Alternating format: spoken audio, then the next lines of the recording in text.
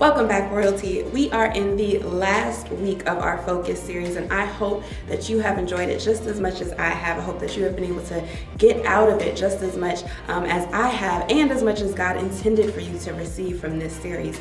I'm excited about our last topic because we're going to be talking about Mary and Martha. All right, y'all, let's go ahead and pump through the text. We'll be reading from the Gospel according to Luke, chapter 10, and it reads like this.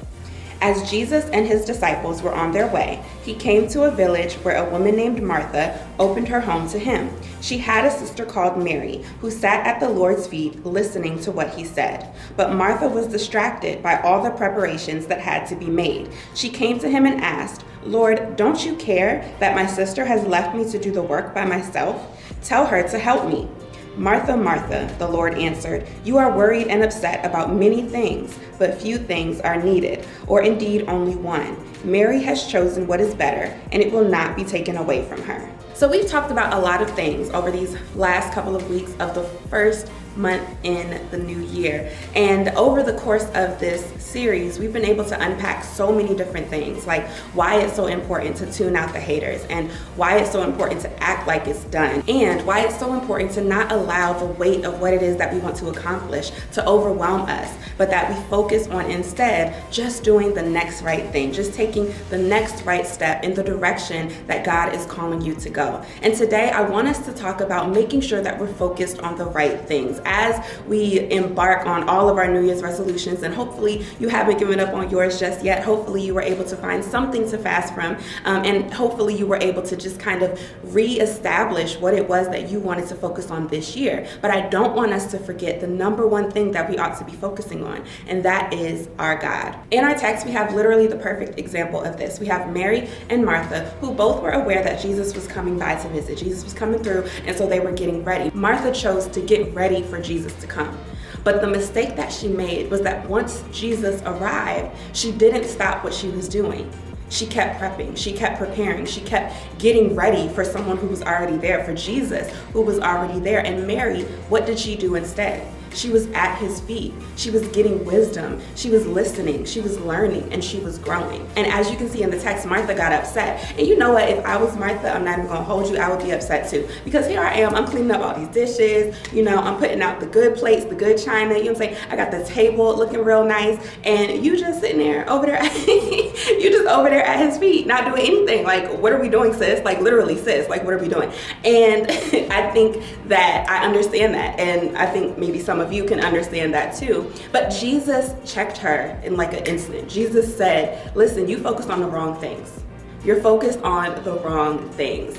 Mary has chosen what is right. Mary has chosen what will sustain her.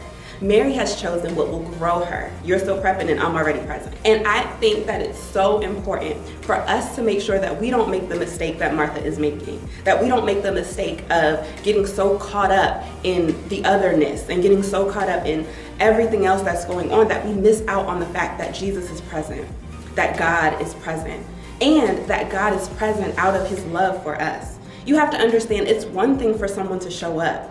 It's another for someone to show up out of love. And that's the way that God shows up. That's the way that Christ shows up. That's the way the Holy Spirit shows up. They show up out of love. And we should not miss that because we're focused on the wrong things. As a world that's so focused on self, it can be, not even can be, it is very easy for us to fall into that pattern.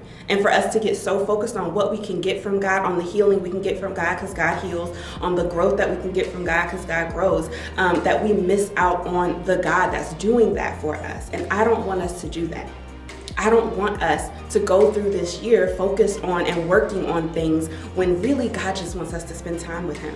When really God just wants us to show up. And you don't have to overthink, because God doesn't require extra from us. He requires acknowledgement. He requires love. He requires praise. And that is something that we can do. That's easy, right? That's low-hanging fruit. That's waking up in the morning and thanking God for waking up. That's going out to school. That's getting ready for school and thanking God that you have your right frame of mind, that you're able to focus, that you're able to study, that you're able to be successful, giving God thanks in that moment. That's sitting down to dinner with your family and giving God thanks that you have a family that loves you. That's going out with your friends, going to the mall with your friends with your mask on, and thanking God that you have friends that you can go out and hang out with. It's simple. but it's something that's often overlooked, and I don't think that we can afford to overlook it anymore. Just like Jesus told Martha that she was focused on the wrong thing, I don't want us to be so focused on the wrong thing that we miss out on the better. Praying for each of you all always. Make sure you're subscribed to our YouTube channel so that you can be notified when new videos drop. Stay popping, y'all, and be blessed.